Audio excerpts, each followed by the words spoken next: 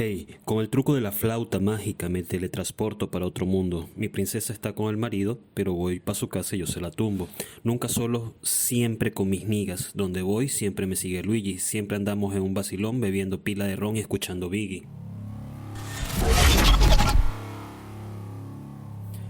Saludos, plomeras y plomeros del mundo libre unificado. Yo soy Fex y hoy vamos a brincar 3 veces sobre los demonios que habitan en el cine. El poder del teatro.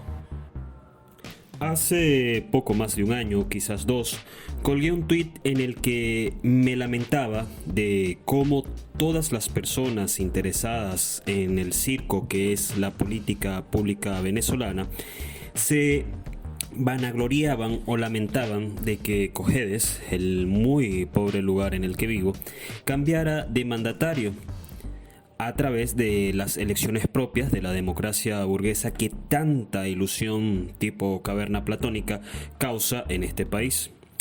Luego de 20 años de una sola tendencia política más similar al fascismo latinoamericano que a cualquier tímido intento de socialismo científico. Todos son víctimas de la voluntad, escribí. Todos son víctimas de la voluntad y ni siquiera lo saben. Había mucha tristeza en mis palabras. En realidad, me dolía ver cómo se alegraban por algo que a vista simple no representaba nada, no cambiaba nada y que por el contrario, en unos meses, como ha ocurrido, traería molestias e inconformidad a las mismas personas que celebraban su supuesta victoria, como si hubieran vencido en la Tercera Guerra Mundial luego de, 30 años de conflicto. Ese proceso, más que ningún otro, me hizo ver claramente cómo actúa la voluntad, esa que Arthur Schopenhauer identificó y denunció unos cuantos siglos atrás. Ese incomprensible paragón de elementos que empuja cada acción de la vida, incluso impulsa la vida misma, no de una forma positiva, instando a crear o a soñar, tras mostrar la necesidad, no obliga por bondad universal a la transformación liberadora. No, la naturaleza de la voluntad es mucho más cercana a una perturbadora perversidad, similar a la manipulación del hombre por intereses mezquinos. William Shakespeare escribió que la vida era una especie de gigantesca pieza teatral, un Felgat inconsciente, lo que le quita la belleza al Felgat, en el que cada persona actúa bajo un rol. Si bien la revolución industrial, la sucesión de los derechos civiles y las revoluciones americanas, y en especial el benemérito siglo de las luces, echó por tierra ese fatídico aforismo shakespeariano, aún hoy, en especial en sociedades precarias como la que yo vivo, se le asigna a cada ser una especie de papel con características únicas que debe cumplir a cabalidad para poder ser parte regular de la sociedad, mantener lo que Stanislavski describió como el gesto social. Parecería entonces que la Ilustración cambió todo para que todo siguiera igual. Cualquiera de nosotros ha pasado por una situación que lo confirma, en la que incluso pareciera que a nuestro alrededor las situaciones más inverosímiles o las más complejas, en esas situaciones todos actuamos fingiendo ser reales, aunque nos comportábamos o nos comportemos como si estuviéramos en un teatro.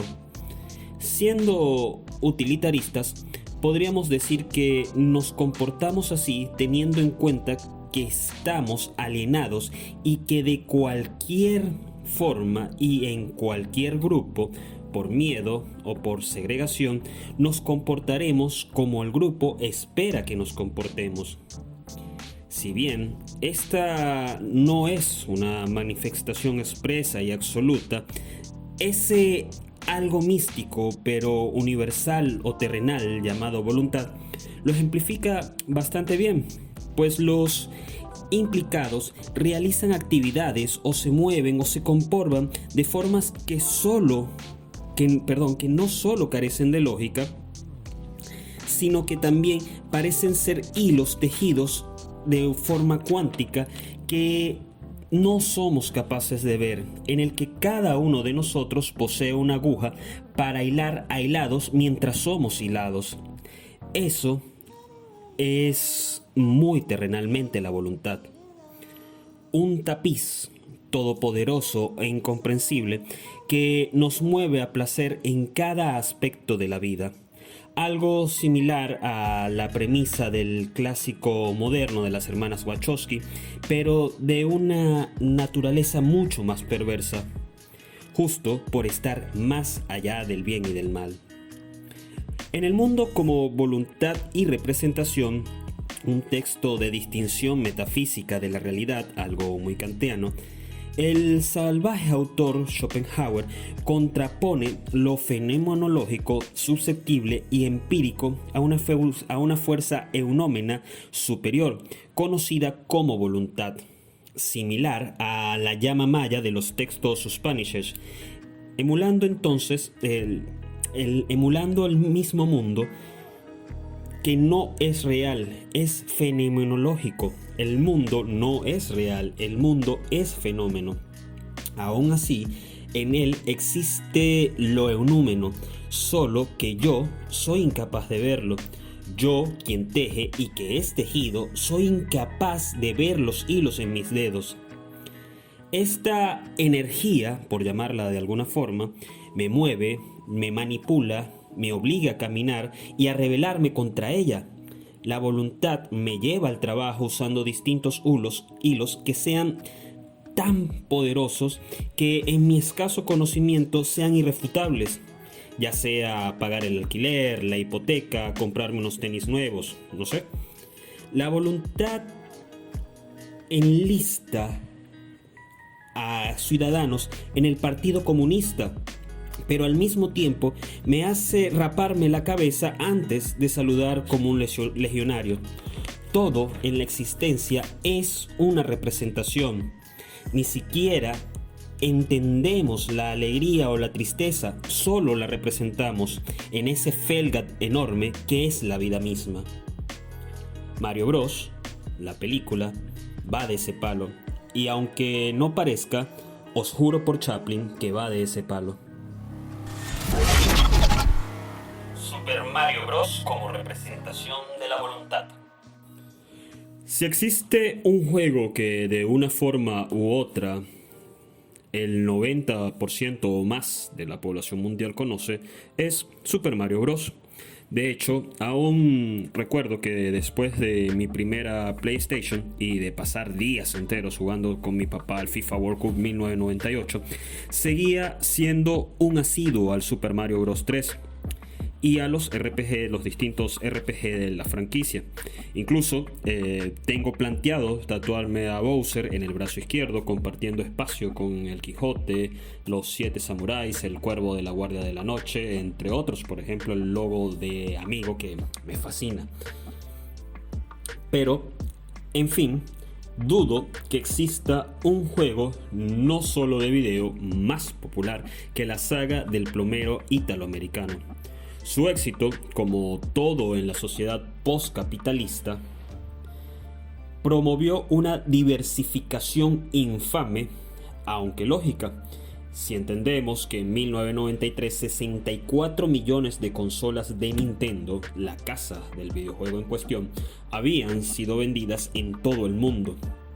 En medio de la vorágine del consumo, una productora llamada Hollywood Pictures, la misma de Aracnofobia y un millar de pésimas pelis de VHS, tras despedir a 9 guionistas y a los directores que ellos mismos contrataron, crean una de las películas más extrañas que he visto en mi vida, Super Mario Bros. 1993. Claro, es muy difícil trasladar al cine un argumento tan simple como el del videojuego, que no es más que un sujeto corriendo de izquierda a derecha para salvar a una princesa de una tortuga. Joder, no estoy hablando de Dark Souls, ni de Elden Rings, ni de Bannerlord, ni de Vigilante 8 siquiera. Es solo un tipo corriendo. tan simple como hermoso y aparentemente inentendible para el cine. La película del 93 fue un desastre épico, una vergüenza para el cine que obligó a frenar las películas sobre videojuegos, o que las colocó de una vez en una categoría inferior del cine.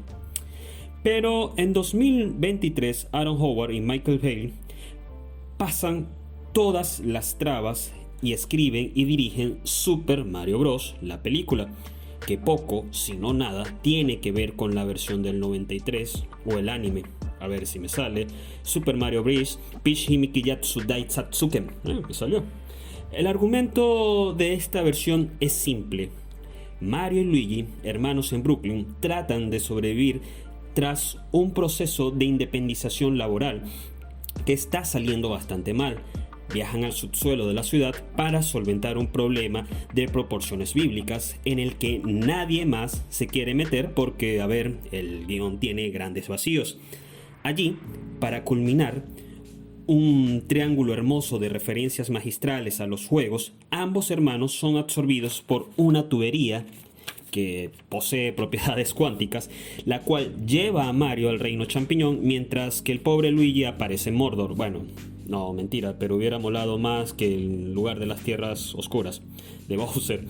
Bowser es un dictador fascista y totalitario que solo es superado por una estrella existencialista como el mejor personaje de la película, que muy aceleradamente entra en conflicto con ambos personajes. Tras el secuestro de Luigi, y ojo que lo de secuestro es una falacia si entendemos que Luigi está siendo detenido por ser una amenaza ultraterrestre para todo un imperio, algo así como un Oscar López Rivera. Tras una aliada aristócrata entre Peach, reina, y Kong, rey del mundo de los gorilas, también de Nintendo, en una batalla más fanservice y similar al Super Smash Bros., que una batalla realmente argumental y con un sentido filosófico o siquiera para el desarrollo del tema, en el que Mario vence a Donkey Kong, el otro ícono de Nintendo, con Cars. Ambos entran en el mundo de los Cars, justamente sobre un arco iris, en una referencia larguísima, innecesaria y hermosa a Mario Kart. Intentan una fallida invasión militar al país oscuro. Allí la peli se pone muy belicosa y ambas figuras, tras un genocidio a las tropas de Bowser, logran impedir la boda política entre Peach y el dictador, que no solo hubiera puesto fin a la guerra, sino que, por cierto, planeaba Bowser sacrificar a medio mundo en lava. La batalla final es extraordinaria. Mario esquiva un cañonazo que envía a todo Brooklyn al mismo reino champiñón. Joder, qué peliculón tan bueno. Donde, tras coger una superestrella, vence a Bowser, quien es encerrado en un frasco tras el consumo de uno de esos champiñones pequeños que hiciera golpear a cada uno de nosotros el control más de una vez contra la cama en modo de frustración.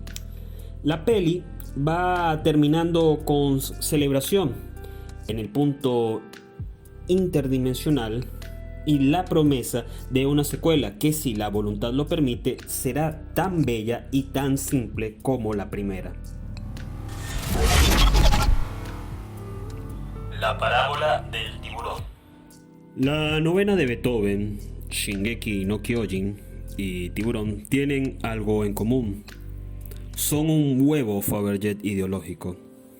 Esa superestructura dantesca capaz de aterrar o fascinar a cualquiera, de apabullarlo por su grandeza, es en realidad un recipiente vacío, frágil y simple, que puede ser rellenado con cualquier miedo, afición, adicción o ideología. Para los marxistas estalinistas como mis padres, por ejemplo, era la novena de Beethoven, música burguesa progresista que debía ser estudiada por el proletariado en pro de su desarrollo intelectual. Válgame. Pero también en la Sudáfrica fascista y racista del apartheid era algo similar a un himno nacional. Algo muy parecido pasa con Tiburón. Si se la pasas a un selecto grupo de miembros del Partido Socialista Unido de Venezuela, identificarán de inmediato en ese monstruo insaciable al capitalismo político de los estates, que azota a los pobres pueblos del Caribe. Pero si transmites la misma película en un grupo de exiliados cubanos en Miami, o incluso de historiadores modernos en Miami, sería el Tiburón el castrismo, llevando a Cuba y al mundo entero al borde de una guerra nuclear por mera soberbia. Algo similar, salvando las distancias enormes, pasa con Super Mario Bros. La película. Esta joyita del cine es todo un huevo Fabergé. Uno de los huevos Fabergé más hermosos, además, que el cine ha tenido. La película técnicamente trata de nada. El trama es simple. Parecen ser solo un montón de referencias puestas al azar y un villano fácil de identificar en Putin, Trump, Uribe, Maduro, no sé. Y a un pueblo con Mario. Incluso para no pensar. Esa es la belleza de esta peli. Como el juego mismo. Es simple. Tanto que te permite pasar una hora viéndolo en calma o sobreanalizándolo como lo desees hacer. Y todo se manifiesta en ese speeches que resume toda la ideología posible de la película. Es nada y es todo a la vez. Cierto, el filme llama a la autosuperación, a la independencia, a la equidad, a la lucha contra las injusticias sociales y políticas, conceptos que, no por ser revolucionarios, son cursis. No olvidemos, además, se trata de una película para niños y para padres millennial. No tiene por qué existir una movida mística tras ella. Pero... La sociedad moderna es resultado de la propaganda, y la propaganda se parece a la sentencia de Shakespeare. Y claro, la perversa voluntad es fácil de tratar. Es fácil acusar a la película de woke, de mediocre, de racista y de lo que en realidad es un simple producto comercial. Mario Bros. Es un juego de plataformas simple hasta lo ridículo.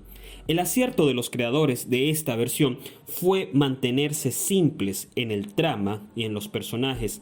El guión tiene fallas enormes, es verdad. Quizás la más grande sea la de Peach, más cercana a Sarah Connor que a la frágil princesa de los videojuegos.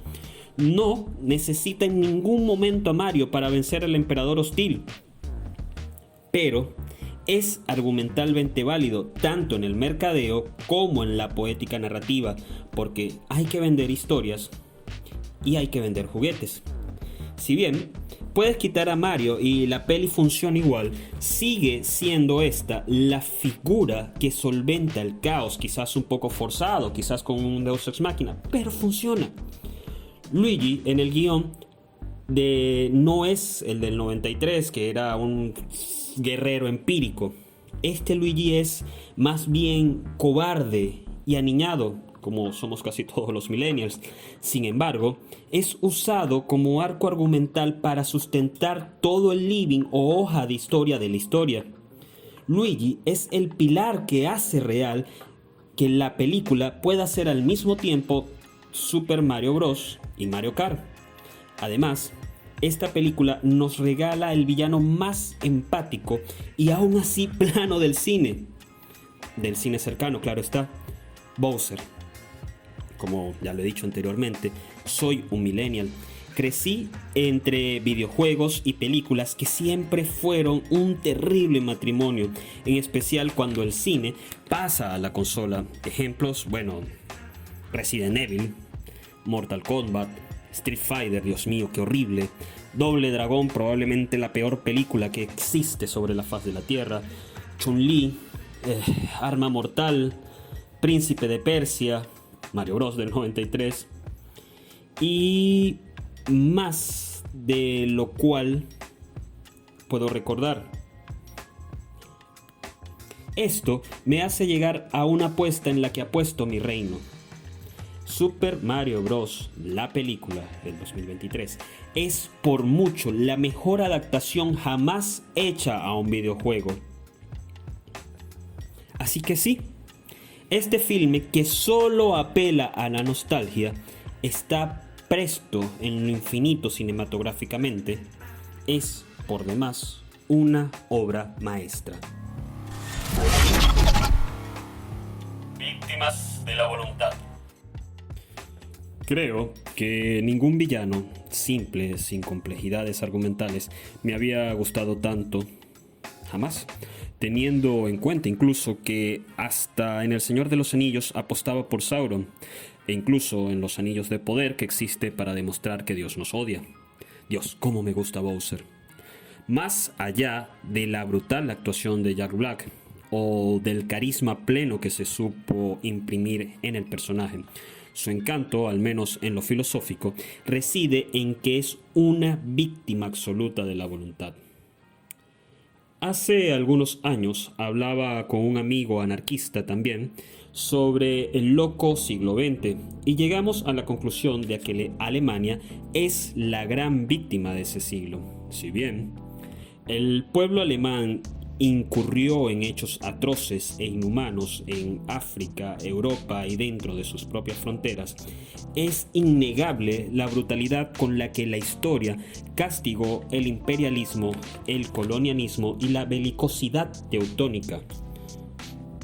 El castigo a los germánicos, si se le compara con francos, ingleses, americanos o soviéticos, es inconmensurable. Hablamos de uno de los 3 pueblos más cultos de la historia, siendo agobiado por su nacionalidad tardía, la mala interpretación de sus brillantes filósofos, por su casta militar, su burguesía, su aristocracia, sus banqueros y en mayor medida por lo que el pueblo alemán entendía como el Volksmith, un concepto de nacionalismo romántico que elevaba a la nación germánica a un situal de moralidad y valor más elevado que el de cualquier otro pueblo. Hablamos de una nación imperial destinada por la providencia a más que gobernar el mundo, liderarlo y guiarlo a una edad de luz perpetua. Sin embargo, las derrotas estridentes en el 18 y en el 45, más las décadas terribles de crisis económica y social, son fruto inexpugnable de la propia idea exacerbada de sus más de 70 millones de habitantes. Filosóficamente hablando, Alemania fue víctima de la voluntad. Esta nación fue impulsada por algo inentendible para nuestra especie a llevar cada vez más acciones sociales inexplicables, como sacrificar a sus propias juventudes y a sus propias poblaciones para cumplir una fantasía a todas luces ilógica e improbable. Schopenhauer creía con firmeza que la voluntad actúa obligándonos a desear de forma irracional para cumplir con una de las 2 caras del tejido, la representación, que es solo una apariencia o un sueño manipulado, por lo que Kant definió como la cosa en sí. Voluntad de lo realmente real. Esa supuesta grandeza germánica es o sería para Schopenhauer una mera ilusión, pues las naciones como los individuos y sus ideas no existen, sino que son trampas o formas de la voluntad de representarse, ya que la representación es la expresión de vivir. En el cúmulum de la ironía, la voluntad de vivir llevó al pueblo alemán a devorar naciones y a sus hombres a devorar hombres, ocasionando su propia destrucción o la destrucción de su representación, lo que originó dolor. Y siendo simples, la vida es dolor. Porque la vida como voluntad de vivir es un perpetuo deseo y la base de todo deseo es la privación. Deseamos lo que no tenemos, y si lo tenemos, lo dejamos de desear. Desear, pero no podemos dejar de desear, porque estaríamos en el hastío perpetuo. Alemania deseaba ser el centro de la luz porque no lo era, algo propio del egoísmo de la voluntad. Bowser desea más poder, más tierras y en especial desea ser amado. No tiene esto y esto lo lleva a una vorágine egoísta de violencia que acaba con su propia destrucción. Bowser, apelando al huevo Fabergé, es el pueblo alemán y sus dictadores, pues como chiste cruel de la voluntad, no existe una diferencia numérica entre ambos.